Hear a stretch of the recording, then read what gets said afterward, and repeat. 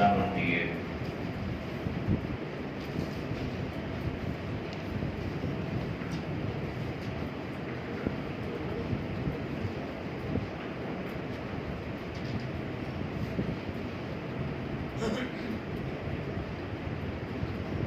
أعوذ بالله من الشيطان الرجيم. بسم الله الرحمن الرحيم. وإن كان أصحاب الأيكة لظالمين فانتقمنا منهم وإنهما لبإمام مبين. ولقد كذب أصحاب الحجر المرسلين وآتيناهم آياتنا فكانوا عنها معرضين. وكانوا ينحتون من الجبال بيوتا آمنين فأخذتهم الصيحة مصبحين فما أغنى عنهم ما كانوا يكسبون. وما خلقنا السماوات والأرض وما بينهما إلا بالحق وإن الساعة لآتية فاصفح الصفح الجميل. إن ربك هو الخلاق العليم. ولقد آتيناك 7 من المثاني والقرآن العظيم. لا تمدن عينيك إلى ما متعنا به أزواجا منهم ولا تحزن عليهم واخفض جناحك للمؤمنين وقل إني أنا النذير المبين. كما أنزلنا على المقتسمين الذين جعلوا القرآن عزين فوربك لنسألنهم أجمعين عما كانوا يعملون. فاصدع بما تؤمر وأعرض عن المشركين إنا كفيناك المستهزئين. الذين يجعلون مع الله إلها آخر فسوف يعلمون. ولقد نعلم أنك يضيق صدرك بما يقولون فسبح بحمد ربك وكن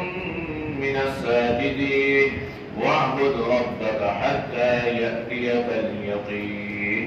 صدق الله العظيم. ترجمہ. وَإِنْ كَانَ اور تھے اصحاب الایکا جنگل والے لظالمین البتہ ظلم کرنے والے. فانتقمنا منهم بس ہم نے بدلہ لیا ان سے. وَإِنَّهُمَا اور بے شک وہ دونوں لبی امام مبین البتہ کھلے راستے پر موجود تھی یا واضح تھی. وَلَقَدْ اور بے شک کذب جھٹلایا اصحاب الحجر حجر والوں نے المرسلین بھیجے ہوئے کو. وَآتَيْنَاهُمْ اور ہم نے انہیں دی آیاتنا اپنی نشانیاں فَكَانُوا عَنْهَا مُعْرِضِينَ بس تھے اس سے اعراض کرنے والے. وَكَانُوا اور تھے يَنْحِتُونَ تراشتے مِنَ الْجِبَالِ پہاڑوں کو بیوتاً گھر بناتے آمنی امن سے.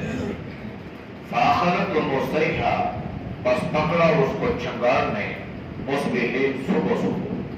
فما اغنى عنهم بس کام نہ آئے ان کے ما كانوا یکسبون جو وہ کماتے تھے. وما خلقنا السماوات اور نہیں پیدا کیا ہم نے آسمان کو والارض اور زمین کو وما بینہما اور جو کچھ ان دونوں کے درمیان ہے الا بالحق مگر حق کے ساتھ. وان الساعة اور بے شک قیامت لآتیۃ البتہ آنے والی ہے. فاصفح پس کنارہ کشی کر صفح الجمیل بہترین کنارہ کشی کرنا. ان ربک بے شک رب هو الخلاق وہ پیدا کرنے والا العلیم جاننے والا ہے. وَلَقَدْ آتَيْنَاكَ اور بے شک ہم نے تجھے دی 7 من المثانی بار بار پڑھے جانے والی والقرآن العظیم اور قرآن عظمت والا یہ پڑھا. لا تمدن پس مت پھر عینئی کا اپنی آنکھ کو الا اس چیز کی طرف ما متعنا جو ہم نے دی جو ہم نے فائدہ دیا بھی اس کو ازواج منہم مختلف ان میں سے یا جوڑے ان میں سے ولا تحزن علیہم اور غمگین نہ ہو ان پر، واخفض اور پھیلا دے جھکا دے، جناحک اپنے بازو کو، للمؤمنین ایمان والوں کے لیے، وقل اور کہہ دیجیے انی بے شک میں، انا میں النذیر المبین کھل کے ڈرانے والا ہوں، کما انزلنا جیسے ہم نے اتارا، علی المقتسمین تقسیم کرنے والوں پر، الذین وہ لوگ، جعلوا القرآن جنہوں نے کیا قرآن کو، عزین ٹکڑے ٹکڑے، فوربک پس قسم ہے تجھے تیرے رب کی، لنسألنہم البتہ ہم لازمی ان سے سوال کریں گے، اجمعین اکٹھے یہ سب سے، عما اس چیز کے بارے میں، کانوا یعملون جو وہ کرتے تھے، فاصدع پس سنا دیجیے، بما تؤمر جو تمہیں حکم دیا گیا ہے، واعرض عن المشرکین اور اعراض کر دیجیے مشرکوں سے، انا بے شک کفیناک ہم کافی ہیں تیرے لیے، المستہزئین مزاح کرنے والوں سے،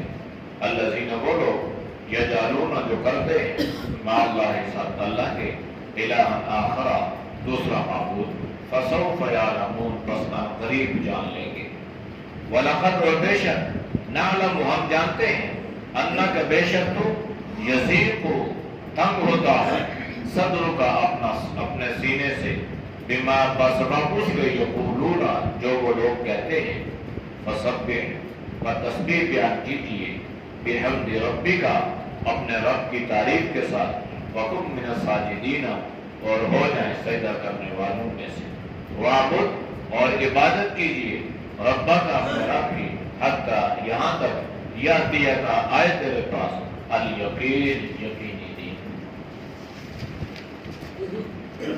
آیات کا ماقبل آیات کے ساتھ ربط اور تعلق یہ تھا کہ ماقبل میں اللہ نے دو عظیم المرتبہ انبیاء علیہ السلام کا ذکر فرمایا تھا، ایک حضرت ابراہیم کا اور دوسرا حضرت لوط علیہ السلام اور ان کی قوم پر آنے والے عذاب کا۔ آج کی آیات میں اللہ نے دو پیغمبروں کا ذکر فرمایا ہے،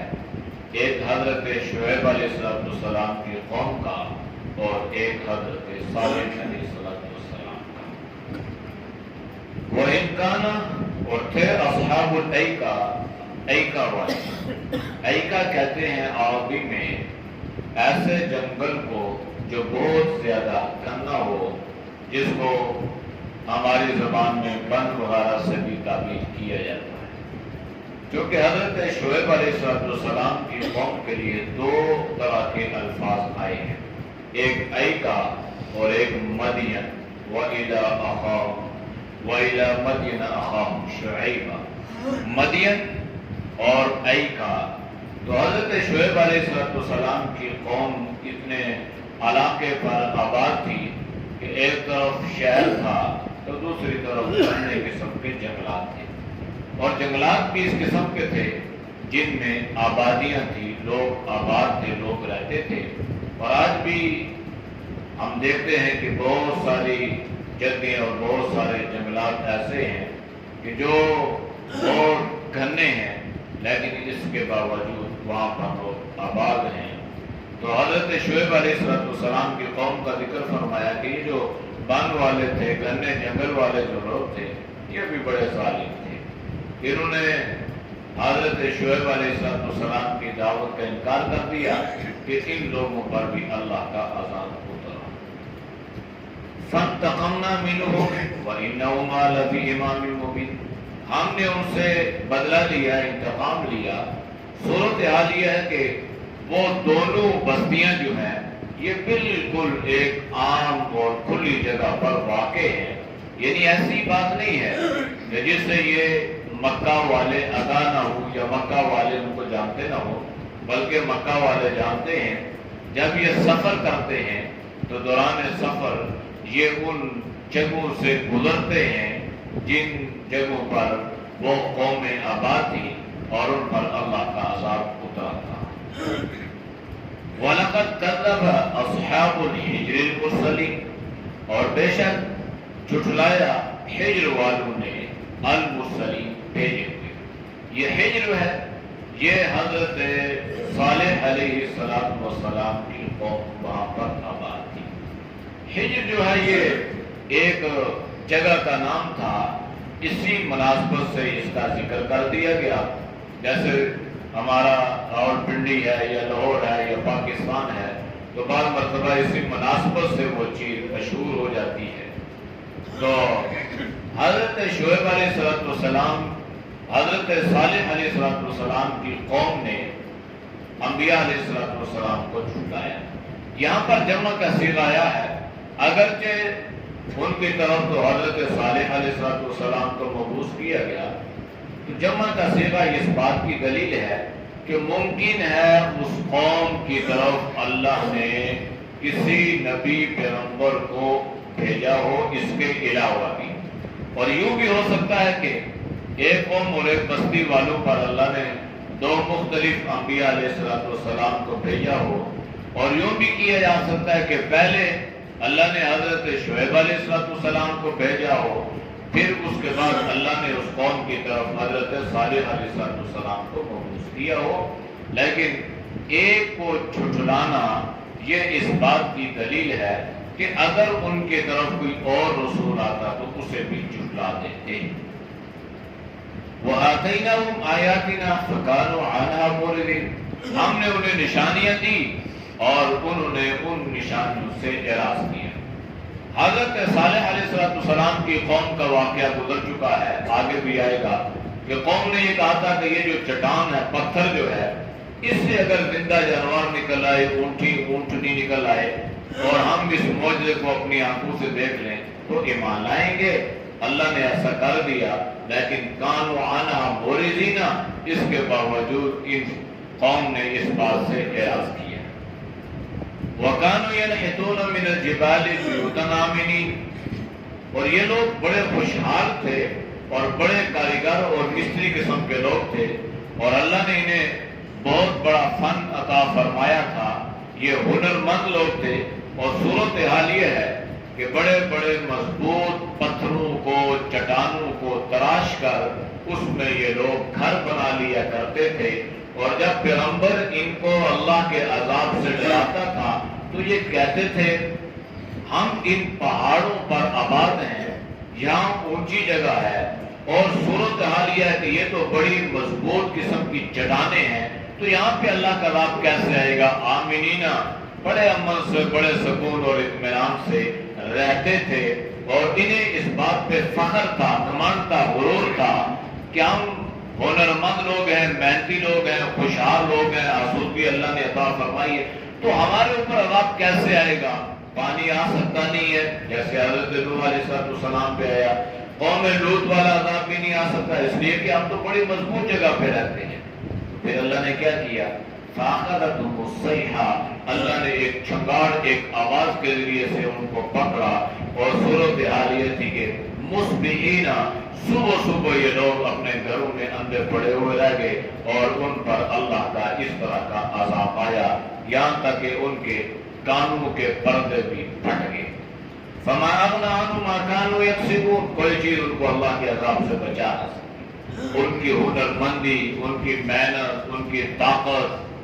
ان کا مضبوط پہاڑوں میں رہنا، ان کے مضبوط پہاڑوں میں، چٹانوں میں تراشے ہوئے گھر،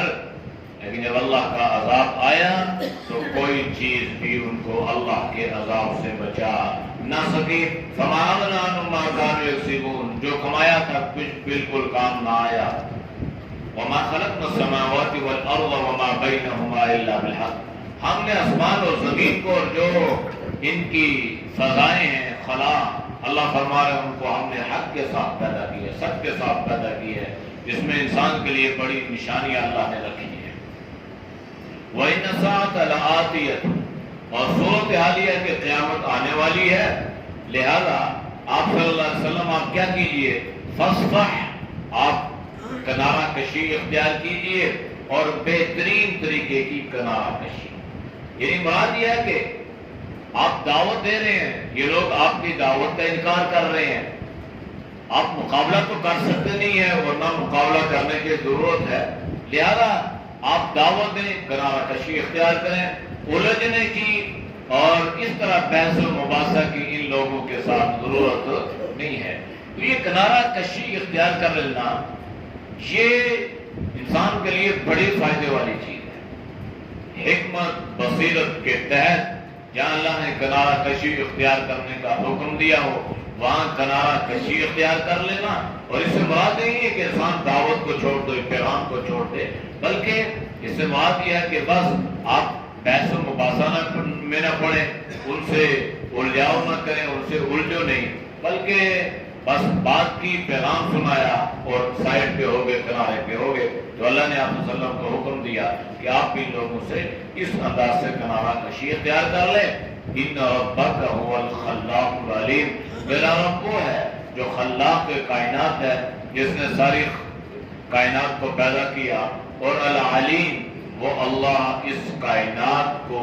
پیدا کرنے کے بعد اس کی ضروریات سے آگاہ بھی ہے اور اسے جانتا بھی ہے کہ میں نے کون سی چیز فضا میں پیدا کی ہے، خلا میں پیدا کی ہے، زمین کے اوپر پیدا کی ہے، زمین کے نیچے پیدا کی ہے، وہ آسمان کے اوپر ہے، وہ چٹان کے اندر ہے۔ اللہ فرما رہا ہے میں اسے جانتا بھی ہوں، اس کی ضروریات سے میں آگاہ بھی ہوں، اور اس کی ضروریات کو پورا کرنے والا بھی ہوں۔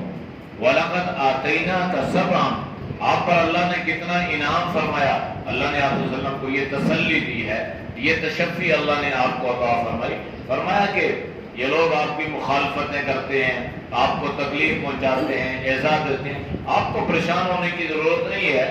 ہم نے آپ کو سبع مثانی عطا فرمائی ہے۔ سبع سات من المثانی، مثانی کہتے ہیں جو آیات بار بار پڑھی جائیں، جن کا تکرار ہو، تو اس سے مراد جو ہے یہ سورۃ الفاتحہ ہے۔ تو سورۃ الفاتحہ میں 7 آیات ہیں، آپ دیکھیں گے تو قرآن میں آپ کو 6 آیات نظر آئیں گی، 7 نہیں آئیں گی، یہاں پہ تو اللہ نے 7 کا ذکر کیا۔ تو یہ ایک اعتراض انسان کے ذہن میں آتا ہے، یاد رکھیے گا صراط الذین انعمت علیہم،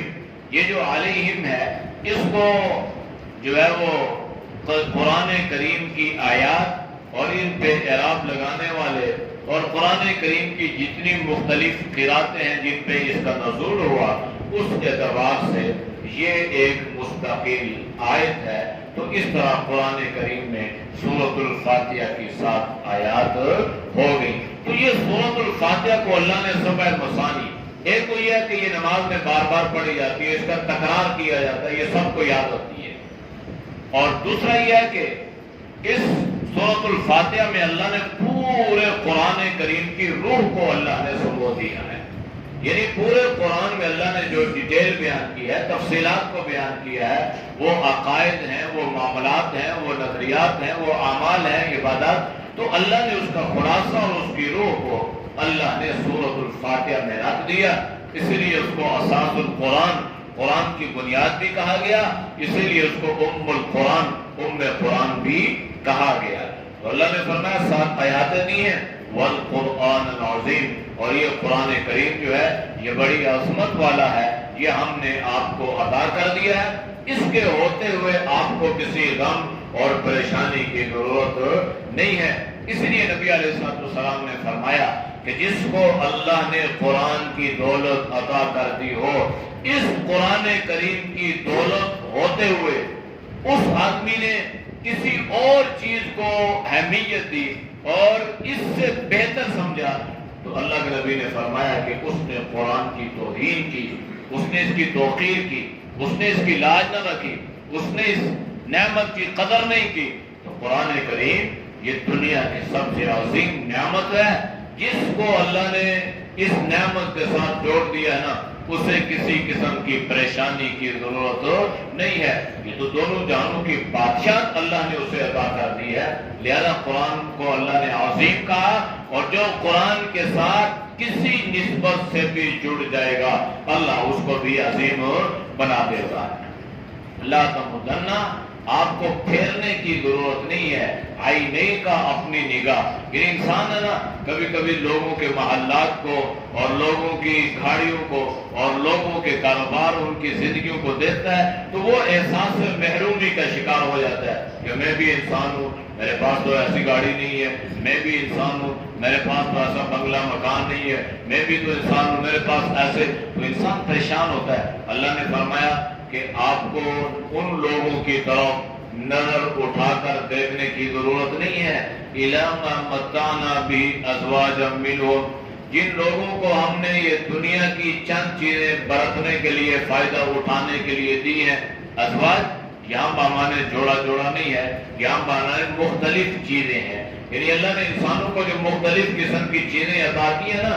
تو اس قرآن کریم کے ہوتے ہوئے آپ کو ان کی طرف یوں للچائی ہوئی نظروں سے دیکھنے کی ضرورت ہے۔ اچھا، اللہ کے نبی تو نہیں دیکھتے تھے، نہ اللہ کے نبی کو ضرورت تھی، نہ اللہ کے نبی نے ان چیزوں کو پسند کیا۔ اگر آپ پسند کرتے دنیا کو تو یہ مکہ اور مدینہ کے پہاڑ اور دنیا کے پہاڑ اللہ آپ کے لیے سونا بنا دیتا، یہ سونے کے پہاڑ بن جاتے۔ اللہ کی طرف سے آپ کو یہ پیغام بھی ملا تھا، اللہ نے تو آپ نے اس کو پسند نہیں کیا، آپ نے تو ایک بنگلے کو دیکھا، ایک صحابی کے ایک مکان کو دیکھا جو ذرا وہاں کے اعتبار سے خوبصورت بنا ہوا تھا، تو آپ بھی اس پر آپ نے خفگی کا اظہار کیا تھا، آپ ناراض ہو گئے۔ تو وہ صحابی جب آئے، نبی علیہ السلام نے کوئی خاص ان کی طرف توجہ نہ فرمائی، انہوں نے صحابہ سے عرض کیا کہ میں نے اللہ کے نبی سے ملاقات کی تو آپ نے میری طرف کوئی توجہ نہیں فرمائی، مجھ سے کوئی پتہ نہیں کیا کمزوری، کیا غلطی، کیا لغزش ہو گئی۔ تو صحابہ فرمانے لگے اور تو کوئی ایسی بات نہیں ہے، ہم آپ کی طرف گئے، اس طرف سے گزر ہوا تو آپ کی مکان پہ اللہ کے نبی کی نظر پڑی، تو اللہ کے نبی نے پوچھا یہ کس کا، تو ہم نے بتایا یہ فلاں کا ہے۔ تو ہو سکتا ہے اس وجہ سے تو اللہ کے نبی نے اس کو بھی پسند نہیں کیا، وہ صحابی کے مکان توڑ دیا، تو اللہ کے نبی کو پتا چلا تو آپ نے خوشی کا اظہار فرمایا، حالانکہ مکان کو اللہ کے نبی نے پسند کیا ہے۔ اچھی سواری، اچھی بیوی اور اچھی رہائش یہ شریعت میں منع نہیں ہے، لیکن چونکہ انسان کیا کرتا ہے، انسان اسی کو اپنا مقصد دنیا بنا لیتا ہے۔ وہ پاک نفوس تھے، اللہ کے نبی یہ چاہ رہے تھے کہ اگر ہم سے ایسی باتیں ہوں گی تو آگے ان کے بعد آنے والے وہ اس سے بھی بڑے محلات بنائیں گے، اسی اللہ کے نبی نے 12 صحابہ کے بارے میں، اپنے بارے میں بہت احتیاط سے کام لیا اور آپ نے اس چیز کو پسند نہیں کیا۔ تو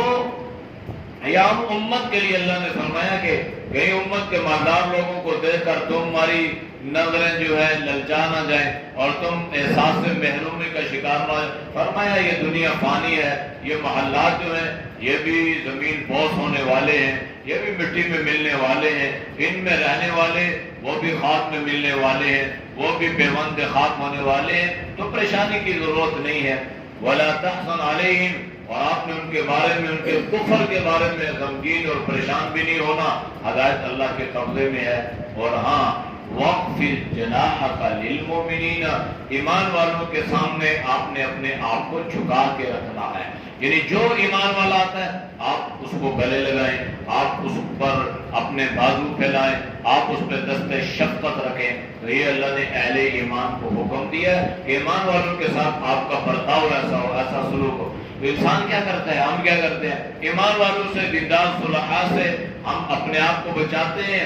اور مالدار لوگوں کو جن سے ہمیں کچھ مفاد ہو، کچھ غرض ہو، تو ان کو لیے ہم اپنے بازو اور اپنی آہیں بچھا دیتے ہیں۔ تو اللہ نے آپ صلی اللہ کو حکم دیا کہ اہل ایمان کے لیے آپ کا رویہ بہرحال ایسا ہو کہ جب بھی آئے تو کوئی آپ سے مایوس ہو کے نہ جائے، آپ اپنی بازو کو ان کے لیے پھیلا دیں، دست شفقت رکھیں۔ وَقُلْ، آپ ان سے کہہ دیں، اِنِّي أَنَا النَّذِيرُ الْمُبِينُ، میں ڈرانے والا ہوں بھائی اللہ کے عذاب سے، اگر ڈر جاؤ گے تو فائدہ ہوگا، نہیں ڈرو گے تو نقصان ہوگا۔ کما انزلنا، جیسا کہ ہم نے اتارا، علی المقتسمین، یہ یہود و نصارہ پہ اللہ نے کتابیں اتاری تو انہوں نے اس کو تقسیم کر دیا، مقتسمین، یعنی صورت حال یہ بن گئی، افتؤمنون ببعض الکتاب وتکفرون ببعض، جو چیزیں اچھی لگتی اس پر ایمان لاتے اور جو اچھی نہ لگتی اس کو چھوڑ دیتے. تو ہمارا دین اس چیز کا مطالبہ نہیں کرتا. ہمارا دین اس چیز کا مطالبہ کرتا ہے کہ جو چیز پسند میں آئے تب بھی عمل کرنا ہے، پسند میں نہ آئے تب بھی اس پہ ایمان لانا ہے اور اس پہ عمل کرنا ہے. آمنوا ادخلوا فی السلم کافہ، پورے کے پورے ایمان میں داخل ہونے ہیں. الذین، وہ لوگ جو تھے انہوں نے جعلوا القرآن عضین، قرآن کے ٹکڑے ٹکڑے کر دیے، اپنی مرضی سے اس کو تقسیم کر دیا، اپنی مرضی سے اس میں پوچھ لی. تو یہاں قرآن سے مراد یہ ہمارا قرآن مراد نہیں ہے، بلکہ اس سے مراد وہ گزشتہ پڑھی جانے والی کتابیں مراد ہیں. باقی ہمارا جو قرآن ہے نا، اس کے ٹکڑے ٹکڑے تو کیا، اس میں تو کوئی تغیر تبدل، ایک حرف ایک نقطے کی کمی بیشی بھی نہیں کر سکتا، اس لیے کہ اس کی حفاظت کا ذمہ اللہ نے لیا. فَرَبِّكَ لَنَسْأَلَنَّهُمْ أَجْمَعِينَ، تجھے تیرے رب کی قسم ہے آخر میں اللہ ان سے سوال کرے گا، اللہ پوچھے گا اور ایک ایک نعمت کے بارے میں اللہ سوال کرے گا. عَمَّا كَانُوا يَعْمَلُونَ، جو دنیا میں کرتے رہے. فَاسْتَعْ بِمَا تُؤْمَرُ، اب آپ ان کو کھل کر حکم اللہ کے سنا دیجئے. وَأَعْرِضْ عَنِ الْمُشْرِكِينَ، اور مشرکوں سے اعراض کریں، ان کو خاطر میں نہ لائیں. إِنَّا كَفَيْنَاكَ الْمُسْتَهْزِئِينَ، جو لوگ آپ کا مذاق اڑاتے ہیں نا، مذاق کرتے ہیں، تو ہم ان کے لیے کافی ہیں، آپ کو پریشان ہونے کی ضرورت نہیں ہے. یہ 5 قسم کے عاص بن وائل، یہ 5 لوگوں کا ایک اوارہ قسم کے لوگوں کا ٹولہ تھا. اور یہ کیا کرتے؟ نبی علیہ السلام کو جہاں ان کو موقع ملتا اذیت دیتے، تانے دیتے، انگلیاں اٹھاتے، باتیں کرتے، تانے دیتے، مختلف نام رکھتے. تو اللہ نے حضرت جبریل علیہ السلام کو حکم دیا. حضرت جبریل علیہ السلام نے ان کی طرف اشارہ کیا اور یوں پھڑک کے، جس طرح مرغی انسان ذبح کرتا نا وہ پھڑکتی ہے، یوں یہ 5 ایک مرتبہ پھڑ کے اور اللہ نے ان کو وہاں پہ ہلاک کر دیا. یہ سب کے سب ایک جگہ ایک دوسرے کے سامنے اللہ نے ان کو موت عطا فرمائی. الذین یجعلون، وہ لوگ جو کرتے ہیں اللہ کے ساتھ دوسرا معبود، شرک کرتے ہیں، یہ قریب جان لیں گے. وَلَقَدْ نَعْلَمُ أَنَّكَ يُضِيقُ صَدْرُكَ بِمَا يَقُولُونَ، اور ہم جانتے ہیں کہ یہ جو لوگ کہتے ہیں نا، اس کی وجہ سے آپ بڑے دکھی ہوتے ہیں. تو فطرتی بات ہے، ایک آدمی اچھا خاصا آدمی ہو، اس سے آپ کچھ کہیں، مجھے آپ کچھ کہہ دیں تو مجھے دکھ ہوگا. میں آپ کو نام سے ہٹ کر کسی اور نام سے آپ کو پکاروں تو آپ کو دکھ ہوگا، پریشان ہوں گے، بھائی آدمی کیا کہہ رہا ہے. تو اللہ نے آپ صلی اللہ علیہ وسلم کو تسلی دی کہ میں جانتا ہوں، میرے علم میں ہے کہ جب یہ لوگ آپ کو کوئی مجنون کہہ رہا ہے، کوئی دیوانہ کہہ رہا ہے، کوئی کاہن کہہ رہا ہے، کوئی شاعر کہہ رہا ہے، اور صورت حال یہ ہے کہ آپ ان کے بھلے کی بات کر رہے ہیں، نفع کی بات کر رہے ہیں، پھر بھی یہ لوگ، تو آپ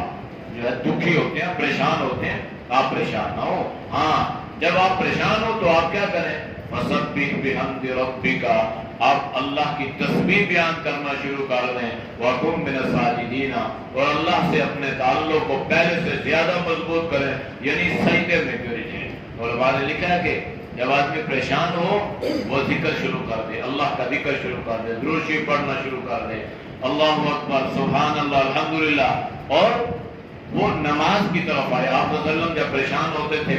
تو آپ فوراً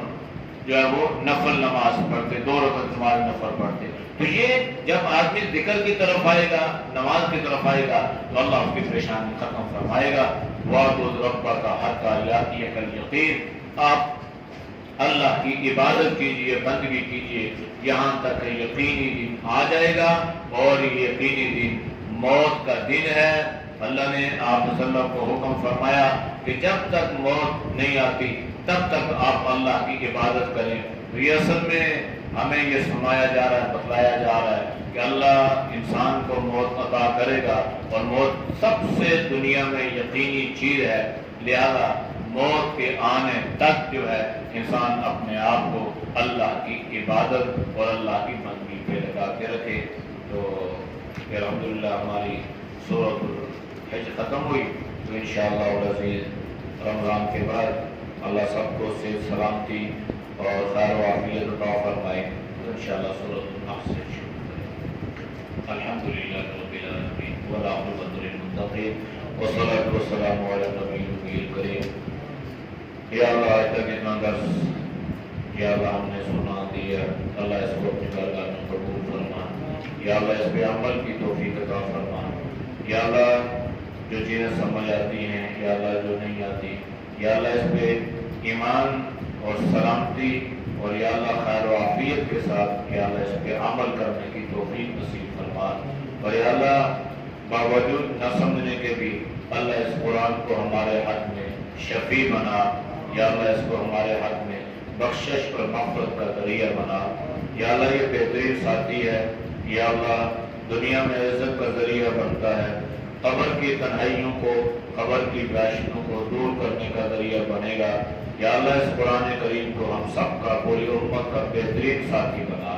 یا اللہ اس کے ساتھ یا اللہ ہمیں صحیح وابستگی عطا فرما، یا اللہ اس کی محبت عطا فرما، اس کے حقوق ادا کرنے کی توفیق نصیب فرما، یا اللہ جتنے دوست و بزرگ یا اللہ تیری رضا کے لیے سنتے ہیں اللہ ان کے سننے کو قبول فرما، یا اللہ اس قرآن کی برکت سے یا اللہ تو سب کو دین دنیا کی بلندیاں نصیب فرما، یا اللہ تو سب کو صحت سلامتی والے دن کی نصیب فرما، یا اللہ یہ جو ماہ مقدس ماہ رمضان آ رہا ہے یا اللہ صحت سلامتی کے ساتھ، ایمان اور احتساب کے ساتھ اللہ یہ مقدس مہینہ گزارنے کی توفیق نصیب فرما۔ حاجی مالک صاحب نے دعوت کی ہے، اللہ ان کے دعوت کو قبول فرمائے، یا اللہ ان کے والدین، ان کے آباء و اجداد دنیا سے رخصت ہو چکے ہیں، اللہ اس کا اجر، اس کا ثواب اللہ ان کی روح کو پہنچائے، اللہ ان کے درجات کو بلند فرمائے، مقام علیین نصیب فرما، اللہ انہیں بھی، ان کی اہلیہ کو بھی، ان کے بال بچوں کو اللہ سب کو صحت سلامتی والے دن کی نصیب فرمائے، یا اللہ تو سب کے رزق کے حلال میں برکت عطا فرما، ان کی اگر کوئی پریشانی مصیبت ہے اللہ اپنے فضل سے، اپنے کرم سے اس کو دور فرما، نیک حاجات کو پورا فرما، اللہ ہماری دعاؤں کو اپنی بارگاہ میں قبول فرما۔ ربنا تقبل منا انك انت السميع العليم وتب علينا انك انت التواب الرحيم، صلی اللہ تعالی علی نبینا محمد وعلی آلہ وصحبہ اجمعین برحمتک یا ارحم الراحمین۔ ماسٹر حفیظ صاحب ایک لمبے سفر پہ جا رہے ہیں، اللہ تعالیٰ انہیں عمرہ بھی نصیب فرمائے گا، اللہ انہیں حج بھی نصیب فرمائے گا، تو یہ بھی ہمارے لیے دعا کریں گے انشاءاللہ، ہم بھی دعا کرتے ہیں اللہ تعالیٰ ان کی سفر کی ساری مشکلات کو اللہ ان کے لیے آسان فرمائے، اور یا اللہ ان کو اے اللہ مبرور حج اللہ انہیں نصیب فرمائے، صحت و سلامتی کے ساتھ اللہ ان کو تمام ارکان ادا کرنے کی توفیق نصیب فرمائے، یا اللہ تو ہم سب کو، پوری امت کو یا اللہ حج بیت اللہ کی سعادت نصیب فرما، یا اللہ حرمین شریفین کی زیارت نصیب فرما، یا اللہ تو سب کے جاننے کے اسباب اللہ اپنے فضل سے، اپنے کرم سے پورے فرما، یا اللہ ہماری دعاؤں کو ان کے حق میں قبول فرما، اور یا اللہ یہ جو دعائیں مانگے گے اللہ ان کی دعاؤں کو ہمارے حق میں قبول فرما۔ صلی اللہ تعالی علی نبینا محمد وعلی آلہ وصحبہ اجمعین برحمتک یا ارحم